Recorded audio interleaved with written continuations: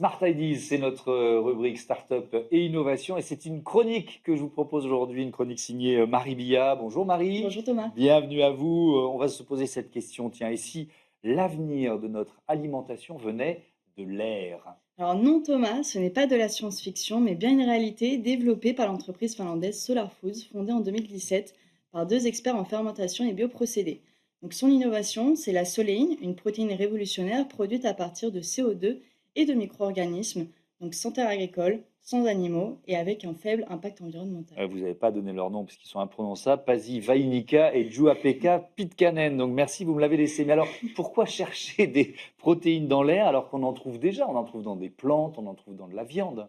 Oui, en effet, mais la question aujourd'hui de la production alimentaire est cruciale. Donc, comme en effet, il y a certains qui misent sur les protéines végétales issues de pois ou de soja, Ouais. mais d'autres, comme Solar Foods, explorent une piste inédite, les protéines aériennes.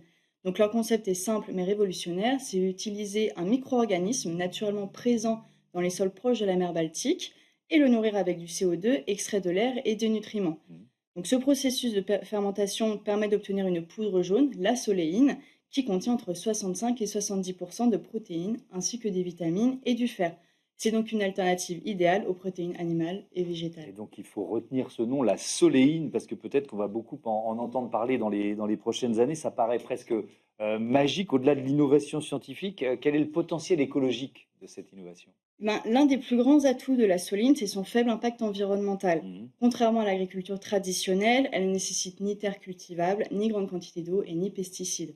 Elle utilise 100 fois moins d'eau que la culture végétale et jusqu'à 600 fois moins que l'élevage bovin. Et ce n'est pas tout, la production de soléine émet 200 fois moins de gaz à effet de serre que l'élevage animal. Mhm.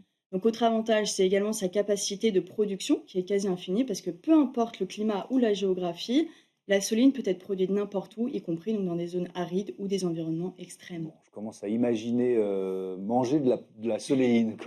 Concrètement, on la mange comment?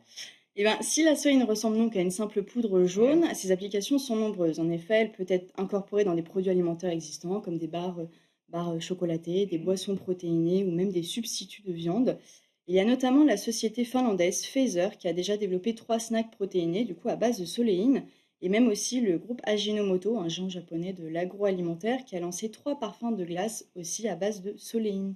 Je peux m'en acheter là? C'est commercialisé en magasin ou pas encore? Alors, pas encore en Europe, D'accord. malheureusement, mais la soline a déjà été approuvée à Singapour en 2022 et Solar Food espère obtenir l'autorisation de l'Union européenne d'ici 2026, donc bientôt. Mhm. L'entreprise prévoit aussi d'ouvrir d'autres usines pour accélérer la production et devenir ainsi un acteur majeur du marché des protéines alternatives, un marché qui pourrait atteindre 100 millions de dollars d'ici 2032. Au potentiel de développement, ça veut dire que dans quelques années, on va finalement tous manger plus ou moins des protéines issues de l'air? Alors peut-être, c'est vrai Mhm. qu'avec la soléine, Solar Foods redéfinit les bases de notre alimentation. C'est une protéine qui est venue de l'air, qui est durable, nutritive et adaptée au régime végétarien et vegan. Donc le pari semble prometteur. Alors demain, est-ce qu'on mangera des glaces à partir d'air? Peut-être. Et finalement, aujourd'hui, brasser de l'air n'est pas qu'une expression, c'est peut-être un plat. Brasser de l'air, ça va devenir une expression positive. Merci beaucoup, Marie, et bon vent. Tiens, j'en profite pour vos nouvelles aventures puisque Merci. vous poursuivez vos études avec des études de journalisme au CELSA l'année prochaine. Merci et à très vite. On À espère vous très vite. retrouver sur cette chaîne. Voilà, c'est la fin de ce Smart Impact. Je vous dis à demain pour un nouveau numéro de l'émission et à très vite sur Be Smart for Change.